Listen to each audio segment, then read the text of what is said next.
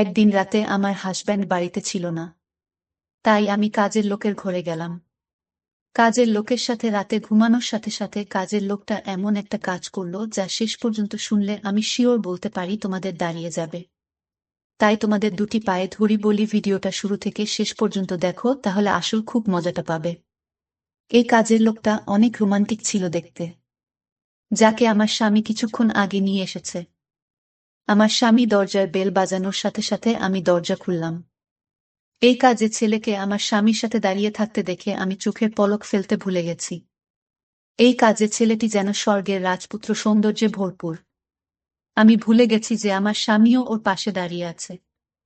আমার স্বামী আমার হাতটা ধরে একটু নাড়াচাড়া দিলেন, আমি অবাক হয়ে উঠলাম। আমার স্বামী বলল, কি ব্যাপার, পিছনের দিকে যাও, মিজানকে ভিতরে ঢুকতে দাও। মিজান 21 বছরের রোমান্টিক ছেলে। আমি সরে দাঁড়ালাম একটু। আমার স্বামী মিজানকে নিয়ে ঘরের ভিতরে ঢুকল। আমি মনে মনে ভাবছি, কেন আমার স্বামী একে সাথে করে নিয়ে এসেছে। আমাকে পোশাক ছাড়া দেখে আমার স্বামী আমার দিকে চোখ বড় বড় করে তাকালো। আমি বেশিরভাগ সময় বাড়িতে একাই থাকতাম। বাড়িতে আমি আর আমার স্বামী ছাড়া আর কেউ ছিল না। সেই জন্যই আমি বাড়িতে বেশি পোশাক পরতাম না, কিন্তু যখন তাকে ওরকম চোখ করে তাকাতে দেখে আমি বুঝতে পেরেছি যে আজ তার সাথে অন্য ছেলেও আছে। তাই সাথে সাথে কিছু পোশাক চেয়ারের উপর থেকে নিয়ে আমার শরীরের সাথে নিলাম, কিন্তু মিজান আমার দিকে একবারও চোখ তুলে তাকায়নি। এখানে আসার পর থেকেই চোখ নামিয়ে দাঁড়িয়ে আছে। আমি আমার স্বামীকে জিজ্ঞাসা করলাম, এটা কি? সে বলতে থাকল, এই ছেলে সহায় সম্বলহীন, কিন্তু এই ছেলে সৎ এবং ভদ্র, সেজন্যই আমি একে বাড়িতে কাজের জন্য এনেছি। এই ছেলে তোমার সাথে ঘরের ছোটখাটো কাজ করে দেবে। যদিও আমার স্বামী এক যুবককে ঘরে এনেছে শুনে আমার মন খারাপের কথা ছিল, কিন্তু আমার মন খারাপ হয়নি কেন? আমি জানি না। আমার স্বামীর এই সিদ্ধান্তে আমি ভিতরে ভিতরে অনেক খুশি হয়েছি। তাই বললাম, এটা তুমি অনেক ভালো করেছ। কারণ ঘরের কাজ করতে আমার অনেক কষ্ট হয়ে যায়। তারপর যখন বাজার থেকে জিনিস কিনে আনতে হয় তখন তো ক্লান্ত হয়ে পড়ি। আমার স্বামী বলল, তাই তো একে এনেছি, যাতে তোমাকে বাইরে যেতে না হয়। বাইরের সব কাজ তাকে দিয়ে করিয়ে নিতে পারবে এবং বাড়ির ছোটখাটো কাজও এ করে দেবে। আমাদের বাড়িটা ছোট ছিল অনেক, তাই বাড়িতে কাজের লোক থাকার জন্য আলাদা ঘর ছিল না।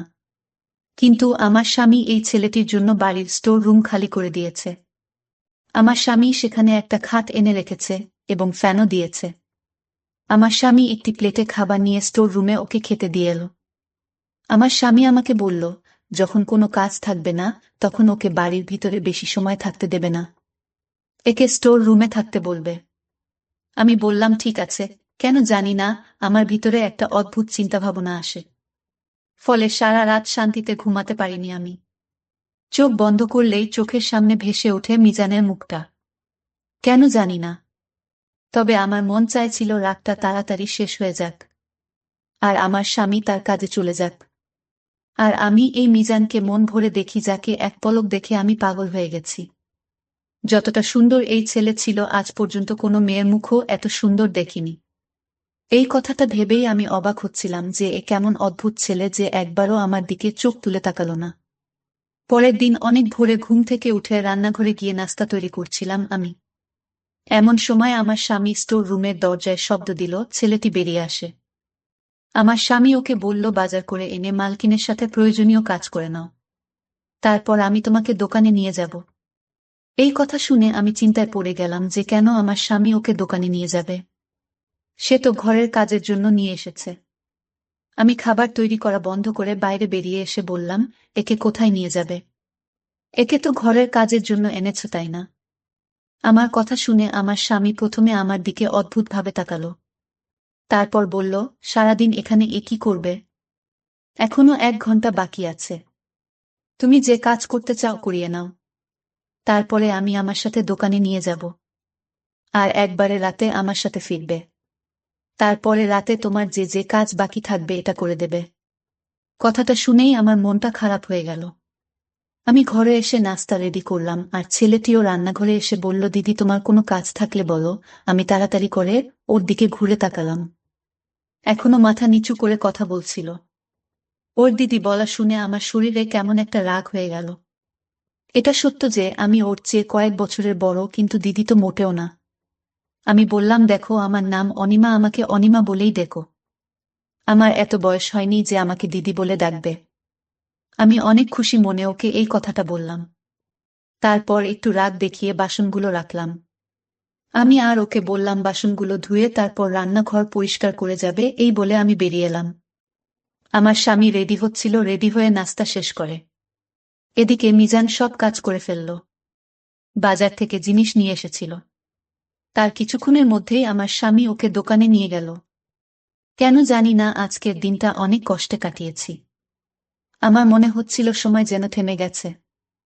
আমি বারবার ঘড়ির দিকে তাকাতে থাকলাম।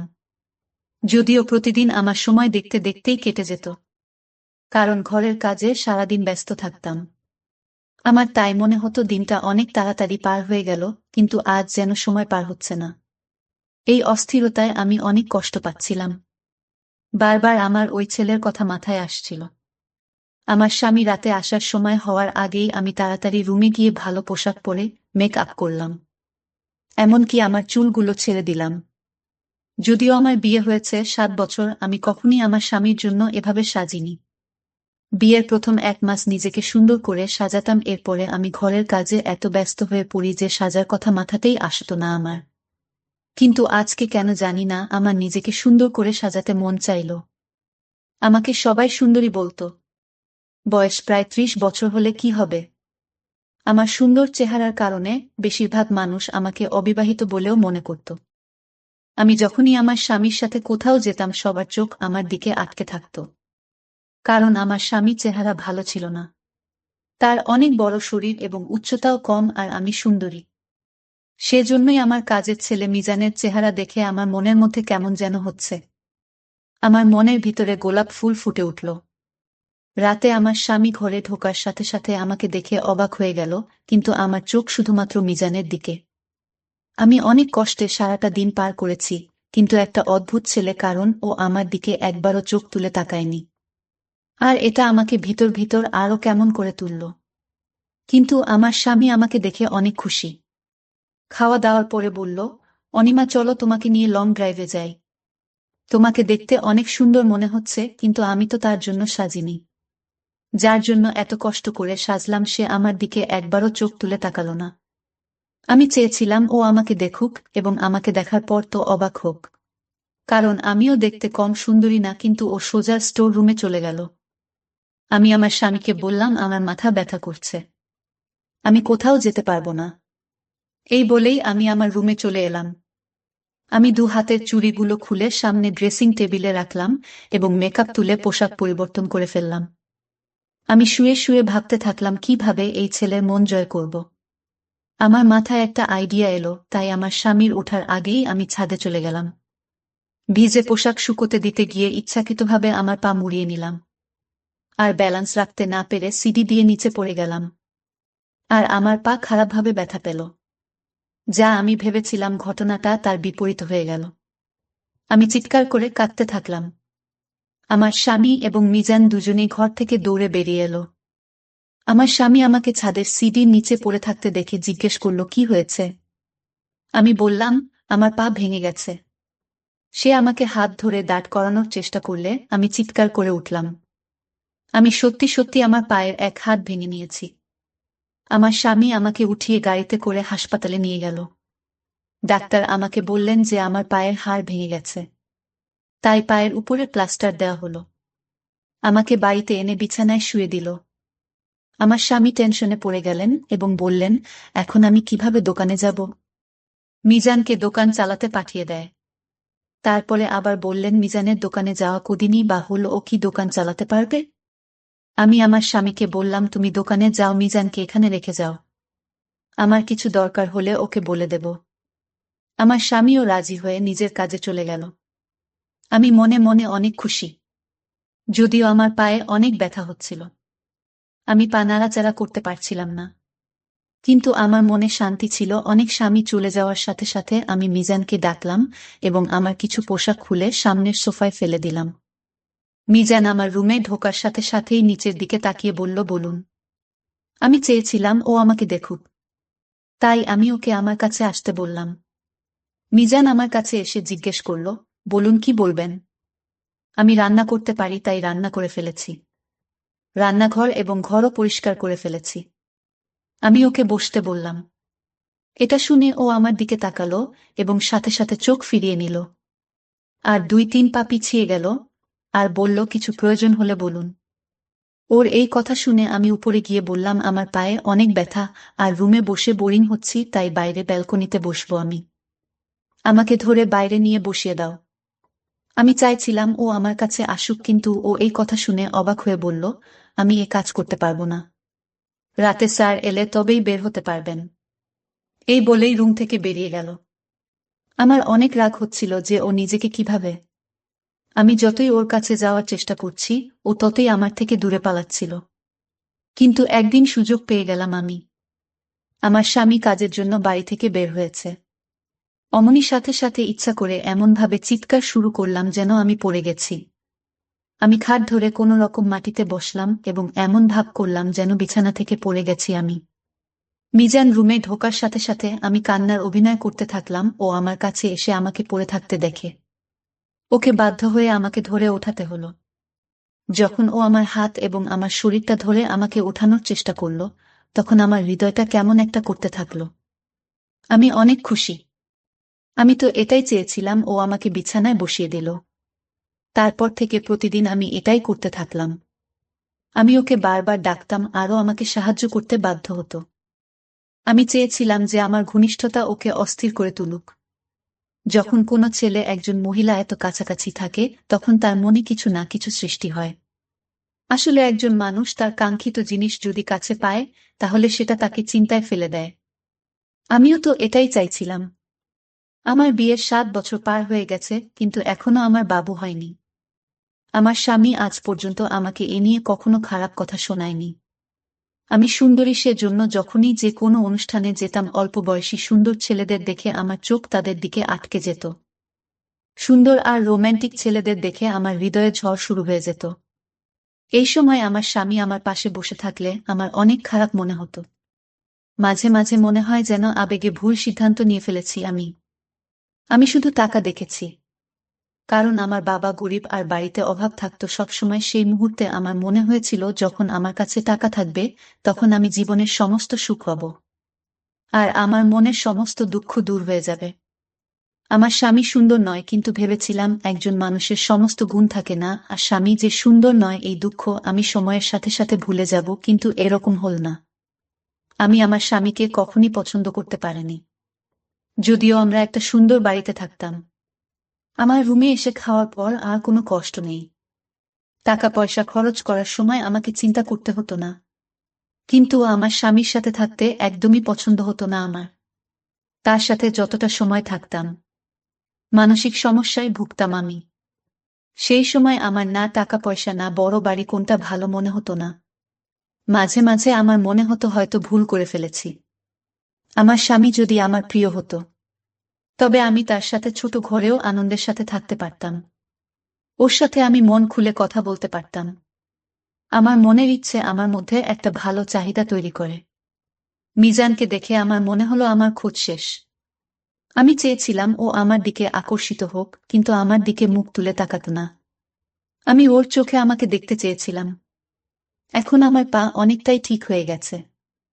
প্লাস্টারও খুলে ফেলেছি কিন্তু আমি হাঁটার সময় ইচ্ছাকৃতভাবে ব্যথার অভিনয় করতাম যাতে ও আমাকে ধরে হাঁটতে সাহায্য করে। আমার স্বামী আমাকে একটা স্ট্যান্ড কিনে দিতে চেয়েছিল যাতে আমি তার সাহায্যে সহজে হাঁটতে পারি। আর ডাক্তারও বলেছিল, আপনি আপনার পায়ে ভর দিতে পারেন। আমি আমার স্বামীর দিকে চোখ গরম করে তাকিয়ে বললাম, ডাক্তার কিভাবে বুঝবে আমার ব্যথা হচ্ছে কিনা? সে তো আমার হাঁটার কষ্ট বুঝতে পারছে না। কিন্তু এই নাটক কতদিন চালিয়ে যেতে পারবো?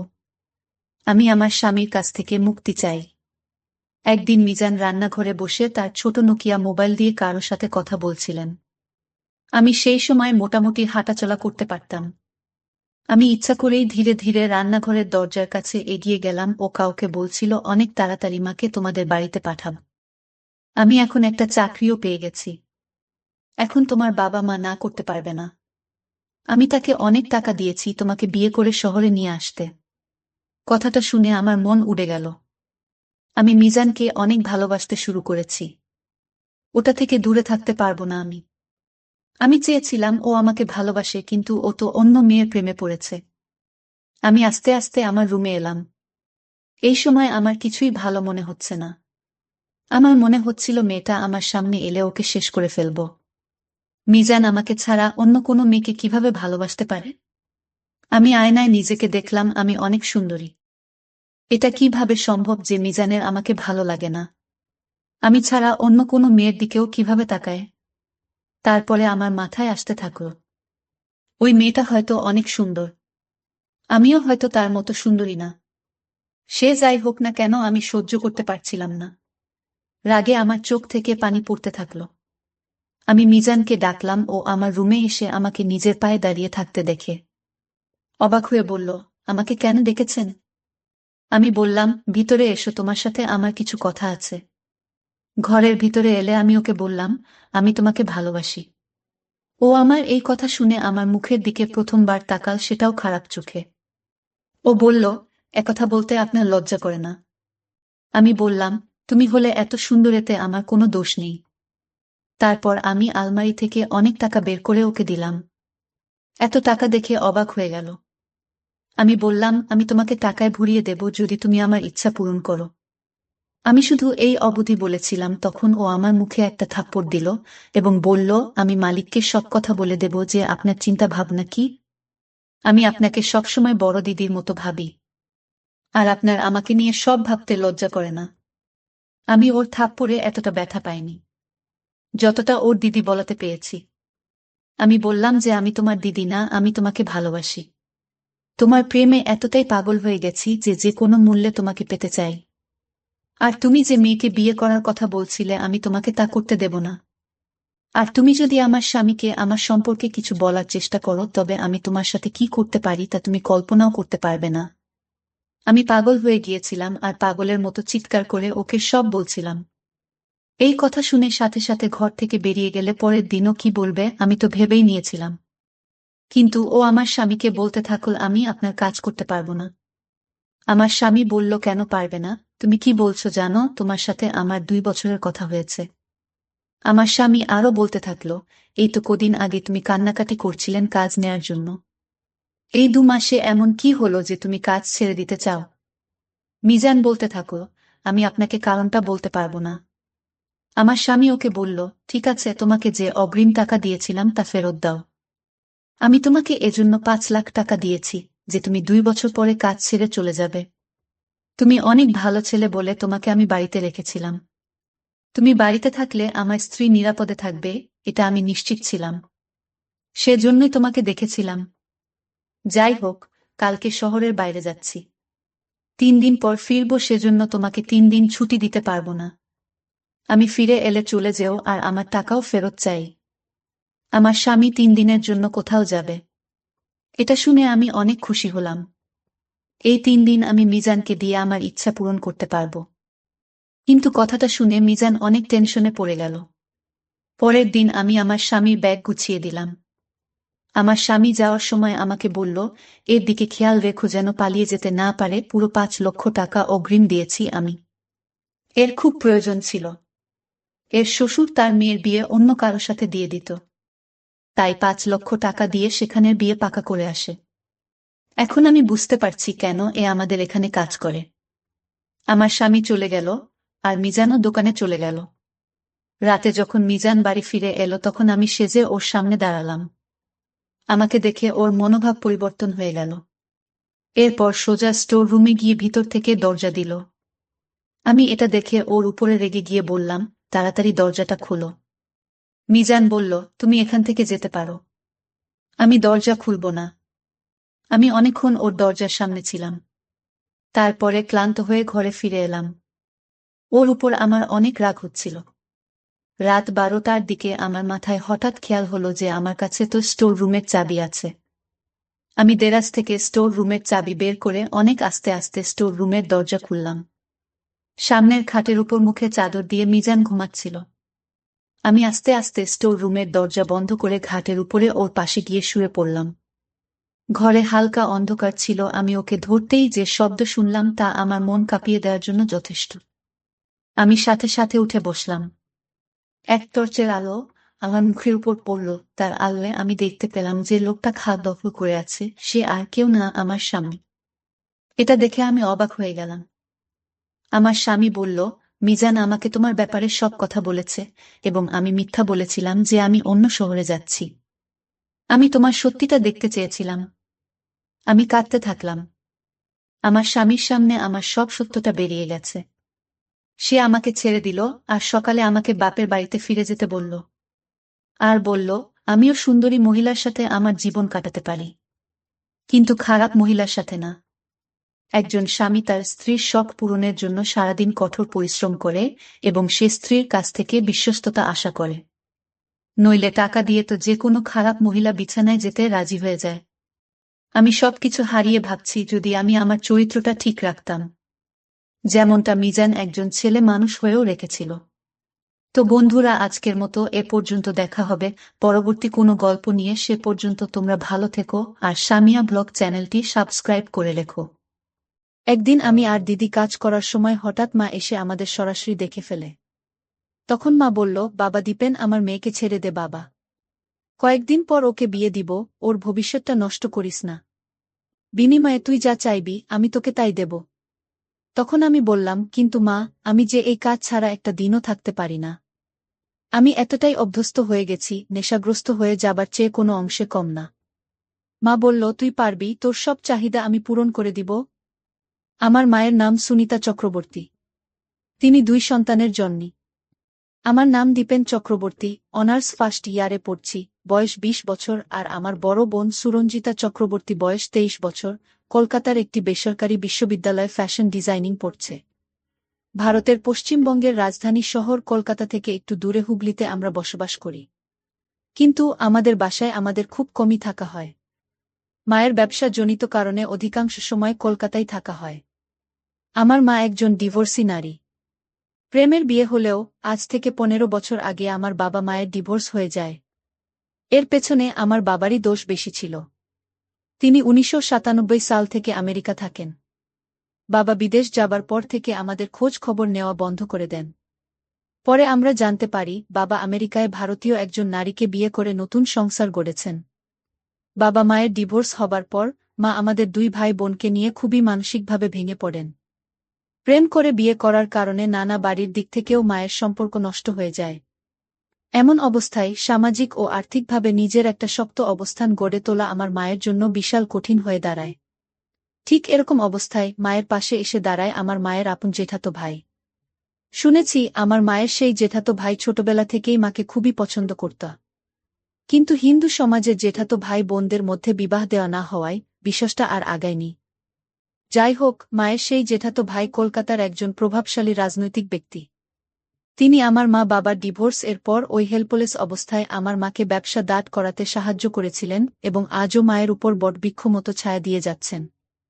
বলে রাখি, এখন মায়ের কলকাতা শহরে মোট 3টি বিউটি পার্লার আছে, একটি বুটিক হাউস আছে আর পাশাপাশি একটা ট্যুরিজম এজেন্সি আছে। অন্য ব্যবসাগুলোতে মায়ের এতটা শ্রম দিতে হয় না, কিন্তু ট্যুরিজম এজেন্সির ব্যাপারে মাকে সবসময় অ্যাক্টিভ থাকতে হয়। আর মায়ের ট্যুরিজম এজেন্সির বিশেষত্ব হল এখানে হাতে গোনা কয়েকজন দেশি এলিট ক্লায়েন্ট আছে, আর বাকি ক্লায়েন্টদের বেশিরভাগই বিদেশি ট্যুরিস্ট ক্লায়েন্ট হিসাবে আসে। এতক্ষণ তো আমি আমার মা ও পরিবারের গল্প শোনালাম, যাতে পাঠক গল্পের প্রেক্ষাপটগুলো ভালোভাবে বুঝতে পারেন। এখন আসি আমার মায়ের নিজের কথায়। আমার মা সুনিতা রানী 43 বছর বয়সী একজন মডার্ন মহিলা।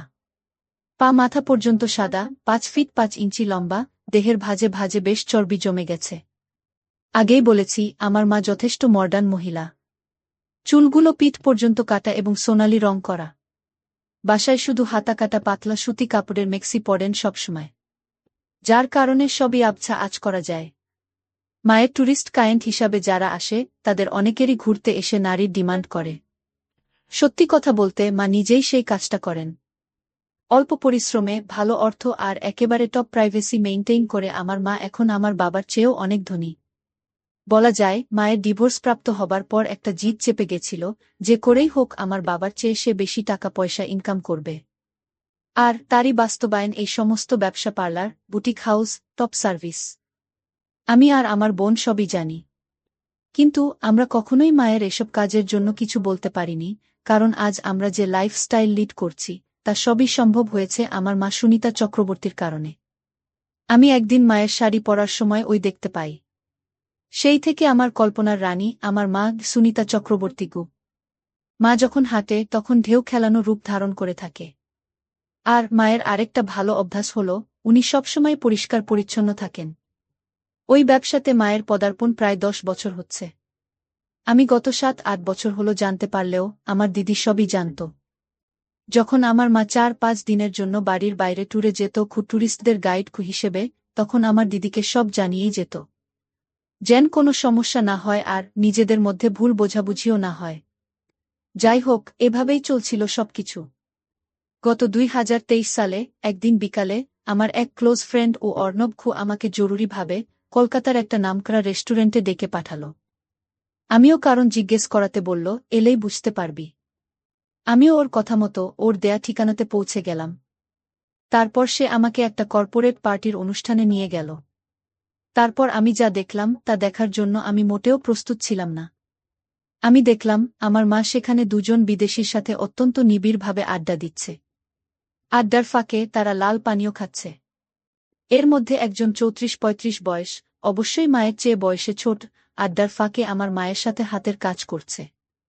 বিশেষটা আমার বন্ধু আরও 1 ঘন্টা আগে থেকে দূর থেকে তাদের ফলো করছে এবং এই জন্যই আমাকে ডেকেছে। আমি বন্ধুর চোখের দিকে তাকাতে পারছিলাম না লজ্জায়। এমন অবস্থায় অর্ণব আমাকে স্বাভাবিক করবার জন্য বলল, এ সমস্ত বিষয় দেখে দুঃখ পাবার কিছু নেই বন্ধু। এখন দুনিয়াটা এরকম, তাই দেখে সহ্য করতে পারলে মজা নিতে চেষ্টা কর। আর নইলে চল এখান থেকে আমরা চলে যাই। বন্ধুর কথায় আমি কেমন যেন একটা আভাস পেলাম। যেহেতু আমি আগে থেকেই মায়ের প্রতি একটু পাগল ছিলাম, তাই নীরবে দাঁড়িয়ে একটা অরেঞ্জ জুস খেতে খেতে দেখতে থাকলাম। আমার নীরবতা দেখে অর্ণব বলে উঠল, তুই এখন নিশ্চয় আমার সামনে ভীষণ লজ্জা পাচ্ছিস। কিন্তু আমিও এত ভালো মানুষ না। আমিও আমার মাকে এভাবে সুযোগ পেলেই দেখি। আর আমি প্রশ্ন করলাম, আর কি? অর্ণব উত্তর দিল, হাত দিয়ে নিজেকে শান্ত করি। এবার আমিও একটু অভয় পেয়ে স্বীকার করলাম, আমিও তো তোর মতো এরকম কিছু করি, আরও 6 বছর আগে থেকে। অর্ণব বলল, তাহলে তুই লজ্জা কেন পাচ্ছিস? উপভোগ করতে চেষ্টা কর, আর এই জন্যই তো তোকে এখানে আনলাম। যাই হোক, সেদিন সন্ধ্যা পর্যন্ত থেকে আমি আর অর্ণব রেস্টুরেন্টের ওয়াশরুমে হাতের কাজ সেরে ফেললাম। আর এভাবেই অর্ণবের কাছে আমার সব গোপনীয়তা ভেঙে গেল। এরপর আমি বাসায় এসে দিদিকে আমার রুমে ডেকে এ ব্যাপারে কিছুটা বলতেই দিদি অকপটে স্বীকার করে নিল সে এ ব্যাপারে সবকিছু জানে অনেক আগে থেকেই। এমনকি দিদি আমাকে বুঝালো, শুধুমাত্র আমাদের বিলাসবহুল জীবনের নিশ্চয়তার জন্যই আমাদের মায়ের এই পথে পা বাড়ানো। তাই তাকে খারাপ ভাবাটা অন্তত আমাদের সাজে না। এর কিছুদিন পর আমি তখন নিয়মিত মাকে কল্পনা করছি। একদিন মা বাসায় নেই, বাসা থেকে বের হবার আগে মা একটা টাইট জিন্স আর টিস্যু কাপড়ের শার্ট পরে বের হয়েছে। জিন্সটা এতটাই চাপা যে প্রতিটি ভাঁজ স্পষ্ট বোঝা যাচ্ছে। এই দৃশ্য দেখে আমি আর নিজেকে নিয়ন্ত্রণ করতে না পেরে আমার রুমে হাতের কাজ করছি, এমন অবস্থায় হঠাৎ দিদি আমার রুমে এসে হাজির। আমি একটু ভয় খেয়ে গেলাম। দিদি কিছু না বলে নীরবে আবার চলে গেল। খানিকটা সময় পর আমি দিদির মনোভাব বুঝতে দিদির রুমে গিয়ে গল্প করার চেষ্টা করতে থাকলাম। কিন্তু দিদি বেশি কিছু না রেসপন্স করে একদম সরাসরি জিজ্ঞেস করে বসল, আমি যেটা করছিলাম সেটার পেছনের কারণটা কি আমাদের মা?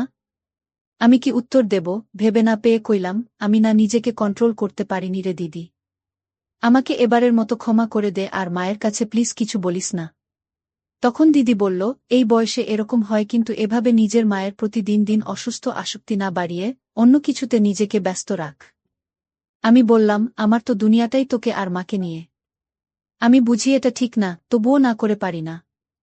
দিদি এবার সরাসরি বলে ফেলল, দেখ, আমাদের জন্যই আমাদের মা আজ এসব করছে, আর সেই আমরাই যদি তাকে অন্যদের মতো মনে করে থাকি, তাহলে এই দুনিয়ায় আমাদের মায়ের মতো দুর্ভাগ্য ও দুঃখ আর কারো নেই। আমি বললাম, আমার যে ইদানিং ওই স্বাদ পেতে খুবই ইচ্ছা করে, তাহলে আমি কি করব বল? দিদি অনেকটা কষ্ট ও হতাশা নিয়ে বলল, এতই যদি তোর মায়ের অবয়ব নিয়ে ব্যাকুলতা থাকে, তাহলে আমিও তো মায়ের শরীরেরই তৈরি। তুই আমার সাথে তোর স্বাদ মিটিয়ে নিস, তবুও মায়ের দিকে এই নজরে আর তাকাবি না। কথাটা বলা মাত্রই দিদির চোখ দিয়ে অশ্রু নামতে শুরু করল। আমি বললাম, তুই মায়ের হয়ে আমার শখ মেটাবি? দিদি নির্বিকার চিত্তে চেয়ে মৌনতা পালন করে সম্মতি দিল। আমি দিদিকে বললাম, তাহলে প্লিজ আমাকে সাহায্য কর। আমি তোর সব কথা রাখব। দিদি বলল, ঠিক আছে, কিন্তু ভুলেও যেন মা কোনোদিন টের না পায়। এভাবে টানা 7 মাস দিদির সাথে ওসব কাজ করে গেলাম। কিন্তু সত্যি বলতে আমার তখনও মায়ের দেহের প্রতি লালসা কাটেনি, যেন আরও দিন দিন বেড়েই চলেছে। কিন্তু আমি দিদিকে কিছু বুঝতে দেই না। মাঝে মাঝে অর্ণবের বাসায় গিয়ে দুজন ধোঁয়া সেবন করে আমার মাকে কল্পনা করে দুজন একসাথে ইচ্ছা পূরণ করতাম। যাই হোক, একদিন সন্ধ্যা রাতে মায়ের পার্টি আছে বলে মা বলে গেলেন। আজ রাতে মা ফিরবেন না, ভোরে বাসায় ফিরবেন। আমি আর দিদি সেই রাতের সদ্ব্যবহার করতে শুরু করলাম, কিন্তু বিধির কি লীলা খেলা। আচমকাই রাত 11টা নাগাদ বাড়ি ফিরে কলিংবেল না দিয়েই এক্সট্রা চাবি দিয়ে দরজা খুলে দেখেন আমি আর দিদি একেবারে ওই অবস্থায় ড্রয়িং রুমে টিভি দেখছি। এই অবস্থা দেখে মায়ের মাথায় যেন আকাশ ভেঙে পড়ল।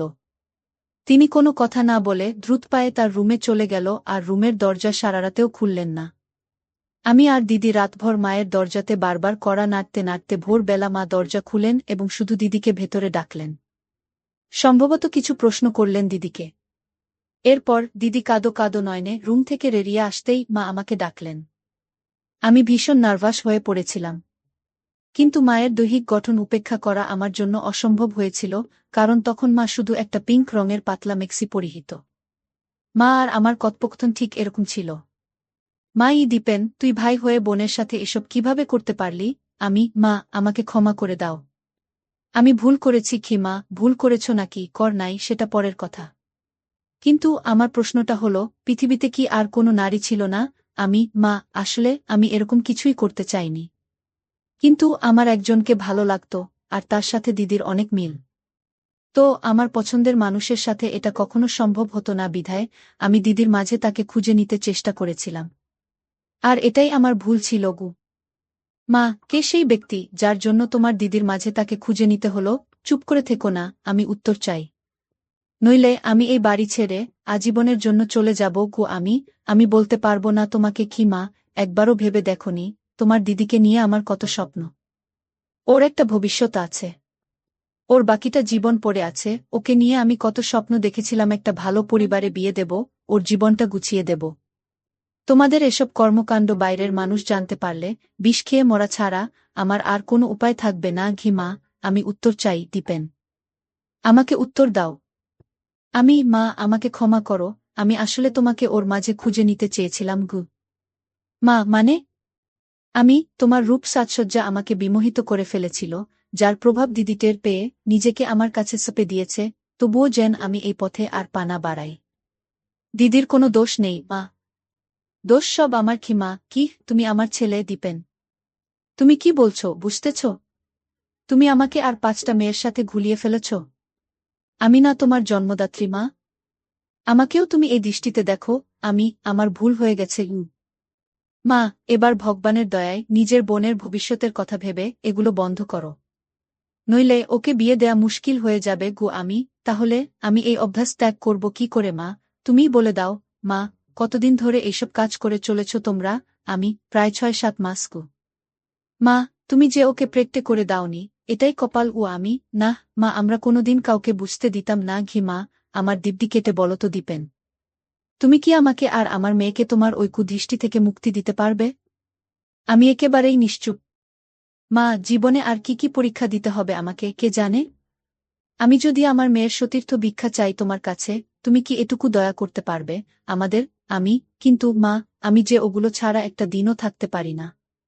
এতটাই অভ্যস্ত হয়ে গেছি, নেশাগ্রস্ত হয়ে যাবার চেয়ে কোনো অংশে কম না মা, আমার মেয়েকে ছেড়ে দে বাবা, ওর ভবিষ্যৎটা নষ্ট করিস না। বিনিময়ে যা চাইবি আমি তোকে তাই দেব।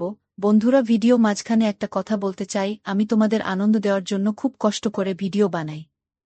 তাই তোমাদের কাছে অনুরোধ থাকবে অবশ্যই এই ভিডিওটি দেখে একটি লাইক করবে এবং সামিয়া ব্লগ চ্যানেলটি সাবস্ক্রাইব করে পাশে থাকবে। আমি একটু ভয় নিয়ে বললাম, যদি আমি তোমাকে চাই এর বিনিময়ে? মা, তুমি পারবে তোমার চাহিদা আমার সাথে পূরণ করতে? আর এতে কি আমার মেয়েটা তোমার থেকে নিস্তার পাবে? আমি চুপ করে দাঁড়িয়ে মায়ের মাথা থেকে পা দেখতে থাকলাম আর মনের অজান্তেই হাসুচোখ ভঙ্গি দিয়ে ফেললাম। মা অনেকটা ঘৃণা ও অবজ্ঞার সাথে এগিয়ে গিয়ে দরজার লকটা লাগিয়ে দিয়ে আমার দিকে ঘুরে বললেন, কথা দাও আমি এখন যা যা বলবো তুমি অক্ষরে অক্ষরে তা মেনে নিবে? বলো মা, আমি মেনে নিব ক্ষমা। এই যে এতক্ষণ আমি তোমাকে এতগুলা কথা বললাম, তা শুনেছ কিনা জানি না। কিন্তু তোমার মনোযোগ যে আমার দিকে, এটা সত্য। আমি আবারও চুপচাপ মাথা নিচু করে দাঁড়িয়ে থাকলাম। এবার মা আরো কড়া গলায় বলে উঠলেন, কি করতে চাও তুমি আমার সাথে? আমি বয়স্ক ছেলে মেয়ে যা করে। মা এবার একটু গম্ভীর কণ্ঠে বলে উঠলেন, চালাও তোমার পশুত্ব, তোমার মায়ের সাথে যা ইচ্ছে করো, কিন্তু আমার মেয়ের দিকে আর কোনোদিন চোখ তুলে তাকাতে পারবে না। আর যদি তা না মানো, আমি তোমাকে দিব্যি দিয়ে বলছি, আমি নিজেকে নিজে শেষ করব, আর তার জন্য দায়ী থাকবে তুমি। আমি মায়ের চোখের দিকে তাকিয়ে বুঝলাম, প্রথমে রাগ নিয়ে সূত্রপাত হলেও তিনি একটু লজ্জা পাচ্ছেন। এরপর আমি আর কোনো কিছু না ভেবে মায়ের দিকে মনোনিবেশ করলাম। আমি 2 পা এগুতেই দরজার ওপাশ থেকে আমার দিদি হাউমাউ করে কাঁদতে কাঁদতে ঘরে ঢুকে পড়ল। দিদি বারবার অনুনয় বিনয় করে আমাকে আর মাকে বলছে, সব দোষ আমার মা। আমার জন্য তুমি এত বড় ভুল করো না।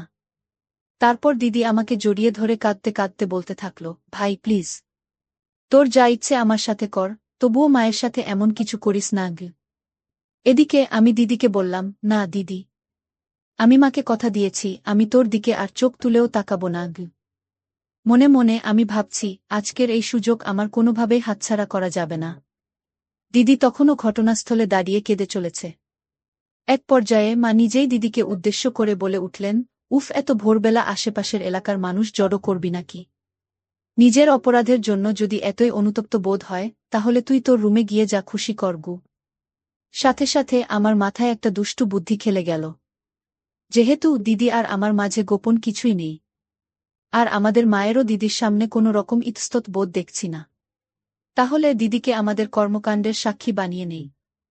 তাই আমি মাকে বললাম, মা, ভুলেও এখন দিদিকে একা ঘরে পাঠিও না, হঠাৎ যদি আত্মঘাতী কোনো ঘটনা ঘটিয়ে ফেলে।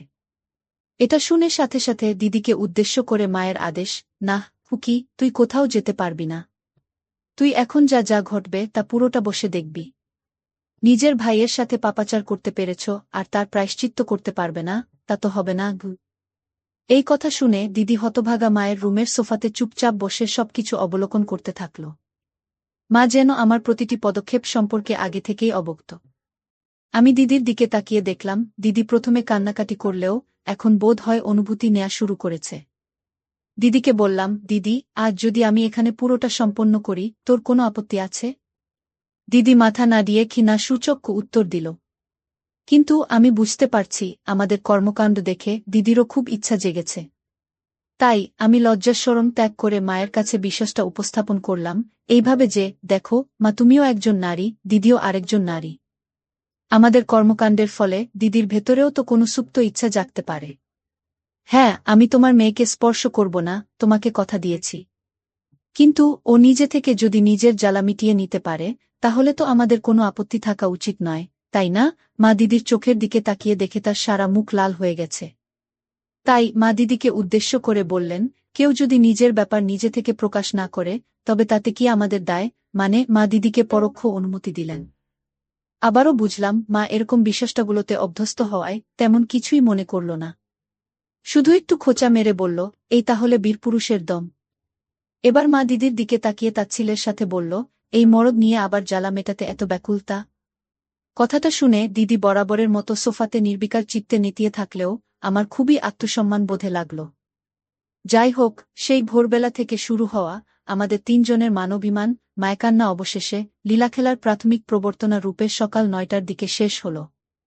সেদিন সকাল 9টায় কাজ শেষ করে আমরা ক্লান্ত হয়ে ওভাবেই ঘুমিয়ে গেলাম। আমার ঘুম ভাঙল ঠিক দুপুর 2টায়। ঘুম ভেঙে দেখি দিদি স্নান করতে গেছে, আর আমার মা রান্নাঘরে কাজ করছেন। মা একটু মোটা স্বরে বলে উঠলেন, অনেক হয়েছে তামাশা, এবার স্নান করে খেয়ে আমাকে উদ্ধার করবো আমি। কেন মা, কোনো কাজ আছে নাকি? মা, বিকালে একটু তোর মামার অফিসে যেতে হবে। আজ তো তোর মামার জন্মদিন। আমি শুধু কি তোমারই যাবার কথা, নাকি অন্যদেরও যাবার কথা আছে? মা, কেন, তুই যাবি? চলো না, তোর মামা কতবার করে তোকে আর তোর দিদিকে নিয়ে যেতে বলে। আমি দিদিকে বলে দেখো, ও যদি না যায়, তাহলে আর কি করার, আমি না হয় বডিগার্ড হিসেবে যাব তোমার সাথে। মা, শোনো না, তোর মামা তো তোর দিদির জন্য একটা পাত্রের প্রস্তাব নিয়ে এসেছে, আমাকে এখনো পুরোটা জানায়নি, কিন্তু বলেছে পাত্রটা সব দিক থেকে ভালো, কিন্তু সমস্যা একটাই, বয়সটা একটু বেশি। আমি যার জন্য পাত্র দেখছ, তাকে জিজ্ঞেস করেই দেখো, তার মতামত কি। আমি জানি আমার দিদি আমার বন্ধু অর্ণবকে মনে মনে পছন্দ করে। অর্ণবও দিদিকে বেশ পছন্দ করে। টুকটাক প্রাথমিক পর্যায়ের প্রেমও চলছে ওদের মাঝে।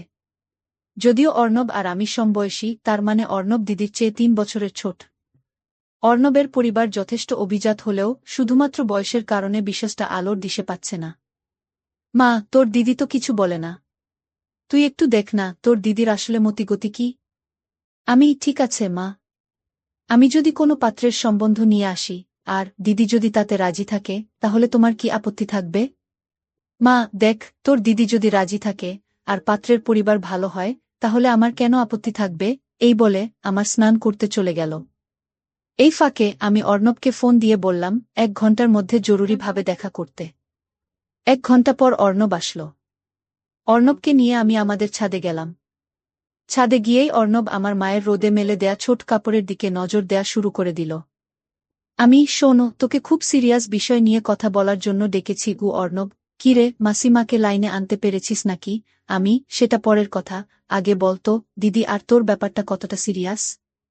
তোরা কি একে অন্যকে বিয়ে করার ব্যাপারে প্রতিশ্রুতিবদ্ধ? অর্ণব, দেখ দীপেন, তোকে তো লুকানোর কিছু নেই। তুই তো জানিস আমি তোর মায়ের জন্য মরতেও পারি। সম্ভব হলে তোর বোনকে আর তোর মাকে একসাথে বিয়ে করতাম গু। তুই যদি তোর বাসায় আজকালের মধ্যে ম্যানেজ করে আমার বোনকে বিয়ে করতে পারিস, তাহলে আমি তোকে কথা দিচ্ছি, আমার ঘরের সব তোর সামনে খুলে দেবার দায়িত্ব আমার। ও অর্ণব, সব মানে মাসিমাও, আমি ধরে নে তাই। তবে ধৈর্য রাখতে হবে। অর্ণব, তুই তো জানিস আমার বাড়িতে আমার বাবা ছাড়া কেউই নেই। আর বাবাও মেরিন ইঞ্জিনিয়ার। বছরে ৩-৪ মাসের জন্য ছুটি পায়। তাই এসব ব্যাপারে আমার মতামতই ফাইনাল। কিন্তু আমার আর তোর দিদির যে বয়সের পার্থক্য, এটা তুই তোর বাসায় ম্যানেজ করতে পারবি কি? সেটা আমার উপর ছেড়ে দে। কি এই বলে অর্ণব আর আমার আলাপচারিতা শেষ করে বাসায় ঢুকে দেখি আমার মা তার প্রেমিকের বার্থডেতে যাবে বলে সেজেগুজে বসে আছে। মা, তোমাকে তো হেভি সুন্দরী লাগছে। সুন্দরী শব্দটা আসলে এখানে মানাচ্ছে না, অন্য কিছু হবে কি মা? সুন্দরী শব্দটা মানাচ্ছে না, তাহলে কোন শব্দটা মানাবে শুনি? আমি, ওই শব্দটা এখানে সবচেয়ে বেশি ভালো মানাবে কি মা? তোর যেমন পারফরম্যান্স, তাতে সুন্দরী শব্দটা তোর মুখে মানায়। আজ ভোরের বিশ্বাসটা ইঙ্গিত করে। তা তোমার কাজিনের ওখানে তুমি আর দিদিই তো যাচ্ছ নাকি? মা, তোর দিদির নাকি পিরিয়ড হয়েছে। তাই তোকেই যেতে হবে আমার সাথে গু। ঠিক আছে, কি আর করার, চলো তাহলে গাড়িতে উঠে। আমি মাকে বললাম দিদির নাকি বয়স্ক ছেলে বিয়ের জন্য পছন্দ নয়। দিদি চায় তার জামাই তার চেয়ে ২-৩ বছরের ছোট হোক, এতে নাকি অনেক লম্বা সময় ধরে তারা উপভোগ করতে পারবে, আর ছেলেটার উপরেও দিদির একটা ডমিনেন্সি বজায় থাকবে। আসলে দিদির সাথে নতুন করে এই বিষয়ে আমার কোনো কথাই বলার প্রয়োজন হয়নি। কারণ আমি দিদি অর্ণবের প্রেমের বিশ্বাসটা একেবারে শুরু থেকেই জানি। তা না হয় ওর কথা মানলাম। কিন্তু এরকম বয়সের পার্থক্য এবং ভালো ফ্যামিলির ছেলে কোথায় পাব? তুমি অভয় দিলে আমি একজনের কথা বলতে পারি। বল দেখি। আমার বন্ধু অর্ণবকে তো চেনো। ওর পরিবারের ব্যাপারেও আমাদের নতুন করে জানবার মতো কিছু কি আছে? আর দিদিও দেখেছি অর্ণবকে বেশ পছন্দ করে। কি কিন্তু অর্ণবের বাবা কি মানবে? তোমার দিক থেকে কোনো আপত্তি না থাকলে আমি বিষয়টা নিয়ে সিরিয়াসলি খোঁজ নিয়ে দেখতে পারি। এরপর কেটে গেল ১ মাস। সেই ১ মাসে আমার মা সুনিতা চক্রবর্তী মাত্র ৭ দিন বাড়িতে ছিল, বাকি দিনগুলো ২ জন জাপানিজ ক্লায়েন্ট এর সাথে কাটিয়ে বেশ ভালো টাকা কামিয়ে এনেছেন। আজ অর্ণব ও দিদির বিয়ে হল। দুজনেই বেশ খুশি। অর্ণব একটু বেশিই খুশি, যেটা আমি শুধু জানি। আজ দিদি আর অর্ণবের ফুলশয্যার রাত। এই সুযোগে আমিও মায়ের কাছে দাবি করেছি, দেখো মা, আমি আমার কথা রেখেছি। তোমার মেয়ের বিয়ের চিন্তাও তোমার আর নেই। এবার আমাকে তোমার সবটুকু মধু খেতে দিতে হবে। তাই বলে মেয়ের ফুলশয্যার রাতেই ছেলের ফুলশয্যা হবে? জামাই বাবা যদি কিছু টের পেয়ে যায়, ওরা ওদের কাজ নিয়েই মশগুল থাকবে নাকি? তোমার আমার ঘরে আড়ি পেতে বসে থাকবে? আচ্ছা ঠিক আছে, রাতে তুই আমার ঘরে ঘুমাবি তাহলে। শুধু এটুকুতে হবে না। তুমি তোমার কায়েন্ডের জন্য যেভাবে সাজসজ্জা করো, আজ তুমি আমার জন্য একইভাবে প্রস্তুত হয়ে থাকবে। এটা তোমাকে মানতেই হবে কি মা? হায় ভগবান! আচ্ছা যা, মানলাম মহারাজের আর্জি। এবার খুশি তো? হঠাৎ রাত ২টার সময় পাশের রুম থেকে এখন দিদি ফোন দিল। ভাবতে ভাবতে আমরা নিজেদের কিছুটা সামলিয়ে নিলাম। তারপর ফোন কল ব্যাক করতেই আরেক কাহিনীর সূত্রপাত। ফোনের উপাস থেকে দিদির কান্না শুনে বুঝলাম কিছু একটা ঘটেছে। আমরা রুম থেকে বেরিয়ে দিদির রুমের সামনে যেতেই দেখি দিদি দরজায় দাঁড়িয়ে কাঁদছে। তারপর দিদি কাঁদতে কাঁদতে মায়ের কাছে অক্টে তার স্বামীর সাথে কথা বলতে রুমে যেতে বলল। মা ওই অবস্থাতেই অর্ণবের কাছে গিয়ে কি ব্যাপার, কি হয়েছে টাইপ কিছু প্রশ্ন করতেই অর্ণব আমাকে ডাক দিল। আমি রুমে ঢুকতেই অর্ণব রুমের দরজাটা লাগিয়ে দিল। তারপর আমাকে সামনে রেখে অর্ণব তার পুরো মনোবাসনা মায়ের কাছে খুলে বলল। সাথে এটাও বলে দিল, দেখুন মা, আপনার ছেলে আমার সবচেয়ে প্রিয় বন্ধু। আর তাই ওকে আমি সবকিছুই শেয়ার করি, ঠিক দীপেনও আমায় সবকিছু শেয়ার করে। আপনি যেন ভাববেন না আপনার ছেলের সামনে আপনি মুখ দেখাবেন কি করে। এরপর মা 2 মিনিট শান্ত থেকে আমাকে থমথমে গলায় বললেন, দীপেন, রুমের দরজাটা লাগিয়ে তোর দিদির সাথে বসে কথা বল। আমি 30 মিনিট পর আসছি। আমিও এর সাথে সাথে রুম থেকে বের হয়ে মৃদু হাসি দিয়ে মনে মনে বললাম, সাবাস অর্ণব। এরপর আমি দিদির সাথে বসে আড্ডা দিচ্ছি আর লাল পানি খাচ্ছি। দিদি বিয়ের আগে থেকেই জানত অর্ণব কি চায়। তাই অর্ণবের প্ল্যান অনুযায়ী মিথ্যে অভিনয় করে এভাবে অর্ণবকেও মায়ের নিতে সাহায্য করে দিল।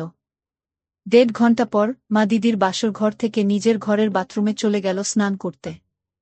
প্রিয় বন্ধুরা, আজকের গল্পটা এখানেই শেষ করলাম। ভালো লাগলে সামিয়া ব্লগ চ্যানেলটি সাবস্ক্রাইব করে পাশে থাকবে।